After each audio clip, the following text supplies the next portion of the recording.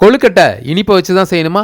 நம்ம உள்ள கேரட்டை வச்சு செய்வோம். கேரட்டை நல்லா துருவி தேவையான நட்ஸை எல்லாம் எடுத்து, இது அரிசி மாவில் ராகி மாவு. அரிசி மாவை விட இது நல்லா இருக்கும். இனிமே வழக்கமாக கொழுக்கட்டை செய்முறை தான். ராகி மாவு உடம்புக்கு ரொம்ப நல்லது. அரிசி மாவை விட இது உடம்புக்கு நல்லது. இதை செஞ்சு மட்டும் சாப்பிட்டு பாருங்க. அப்படியே உள்ள வச்சு ஒரு அமுக்கி ஆகா,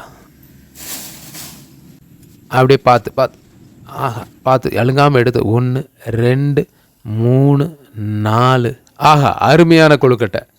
அரிசி கொழுக்கட்டை 1, 3 ராகி கொழுக்கட்டை. எப்படி வெந்திருக்குன்னு பார்க்கலாம். ஓப்பன் பண்ணி பார்த்தா ஆகா, ரொம்ப அருமையாக வெந்திருக்கு பாருங்கள். சூப்பர். அழகாக அந்த நட்ஸ் எல்லாம் அருமையாக வெந்திருக்கு. கேரட் அழகாக அப்படியே வெந்திருக்கு பாருங்கள். செமையாக இருக்குது. சாப்பிட்டு மட்டும் பாருங்கள். சாப்பிட்டு அரிசி கொழுக்கட்டையோட இது பார்க்குறதுக்கு சூப்பராகவும் அழகாகவும் இருக்கும். சப்ஸ்கிரைப் பண்ணி லைக் பண்ணிடுங்க. பேசிகிட்டு இருக்க கேப்பில் ஒருத்தன் உட்காந்து சாப்பிட ஆரம்பிச்சிட்டான் பாருங்கள். நமக்கும் வேறு கொடுக்குறான் பாருங்கள். ஆகா, சூப்பர். நீங்களும் இது மாதிரி ஆரோக்கியமாக செஞ்சு சாப்பிடுங்க.